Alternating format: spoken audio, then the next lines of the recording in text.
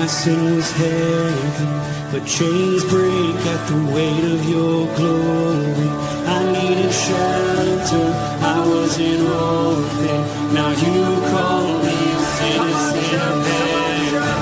When I was broken, you were my healing. Now your love is the air that I'm breathing.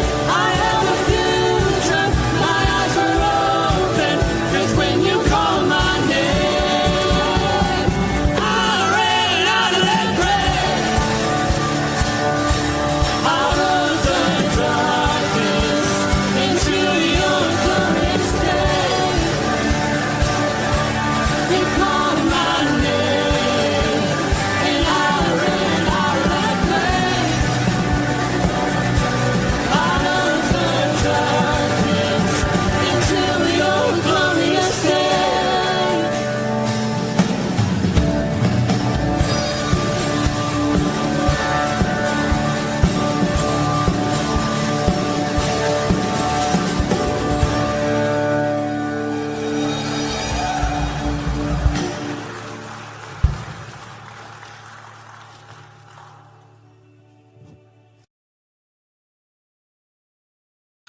Zero. Good morning. Good morning, everybody. How you doing? It's Friday. Are we ready for a weekend? We have Joshua 9 today, and we're going to do the end of chapter 9, 22 to 27, and we get to see what happens to those Gibeonites, right? Let's see who's with us so far this morning. Ready? Chuck B was here first thing. Good morning. Shalom, gentlemen. And Ken Gooch says, good morning, fellow brothers in arms. Chris Conley's here, even though he had to work late. Bert Reggiani's here. Hi, Bert. There's my heckler. She's here. And Brian Lamming. Good morning, Brian. All right. That's who we have that call it 16 connections.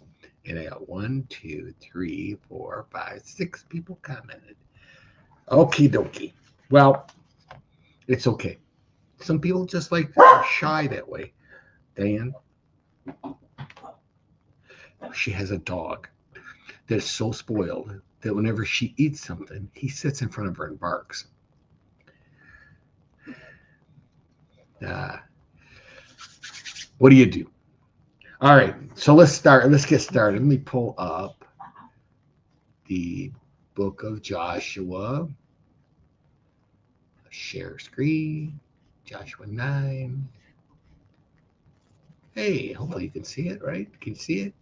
Oh, no, we can't see it because I didn't put it on the stage yet. Okay.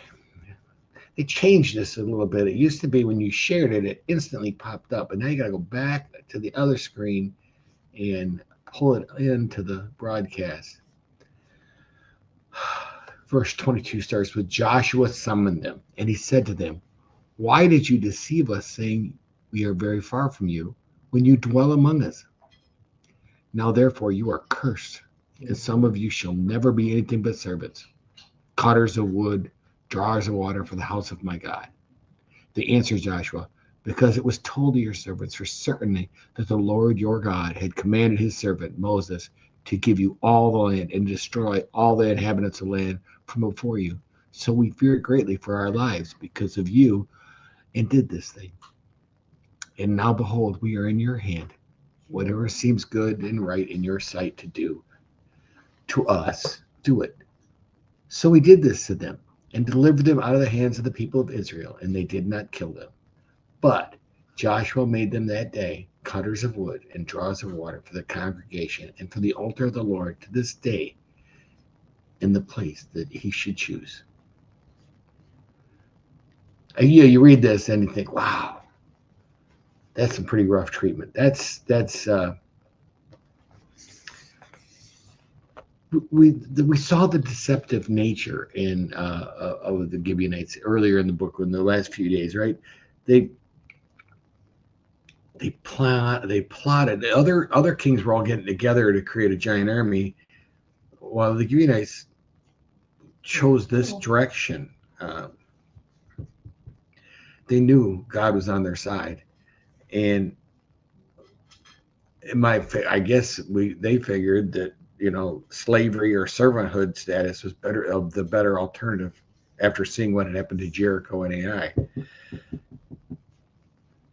The sin of the Gibeonites had consequences, right? They suffered, they survived, but their deception marked them forever. Their people never benefited from this. Although, if we read that thing, he said, some of you will never. I guess, to me, you read this, and we've talked about the deception and how the Israelites never talked to God first. They never consulted with God before they made this decision to make a covenant with Israel. I mean, with the Gibeonites. So we talked this for 3 or 4 days now, and it's to me, I was like, what can I possibly add to this?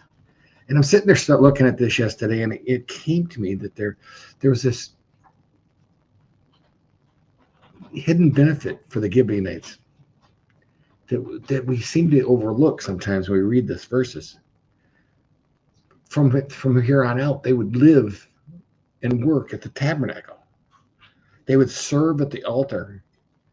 They would be amongst God's people who belong to the covenant of God. Their deception moved them closer to God. And Tom had talked about a few days ago how the people had sinned and God had given them chance after chance after chance. And that's why they needed to be destroyed, because they had absolutely refused to stop. They refused some of the most awful practices that we'd ever seen. They were doing it, and God said, enough, we can't have this. And all of a sudden now these people are going to work in the tabernacle.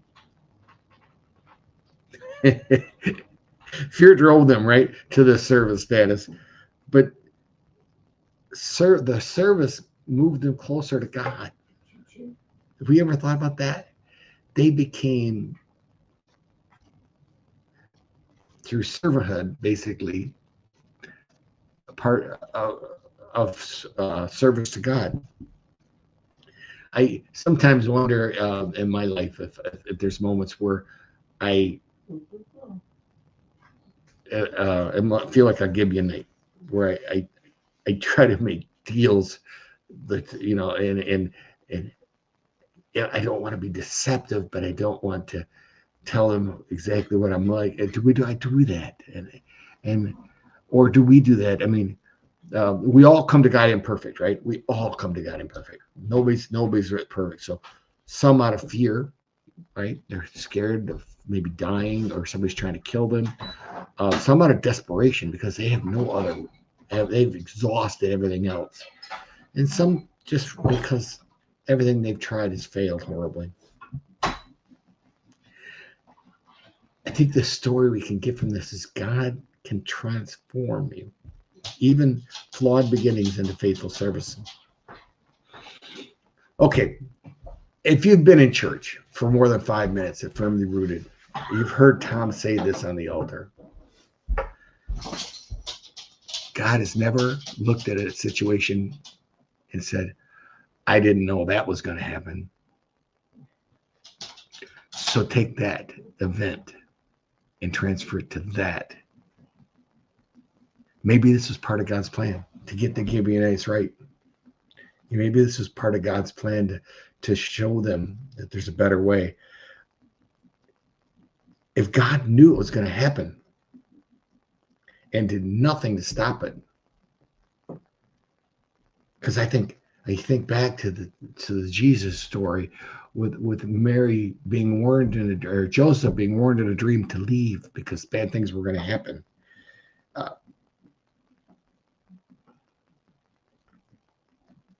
The wise men from the east were warned in a dream to go a different route. I mean, there's so much stuff.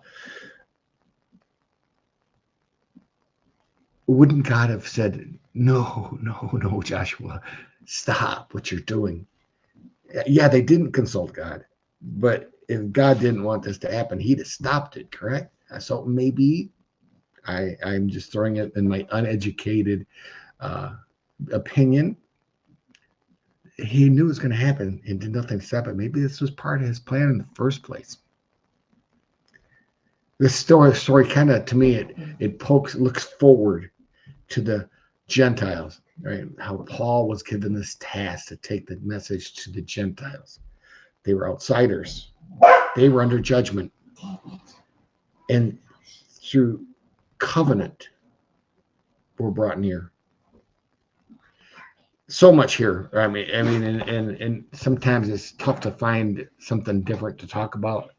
I just found that fascinating yesterday as I'm sitting there staring at these verses for the 1,000th time, trying to say, okay, they didn't talk to God. What does that mean? So that's what I have for you today, guys. I hope it was a blessing. Thank you. God bless you too. Have a firmly rooted day, gentlemen. Enjoy your weekend, and may someone see Jesus in you. Peace.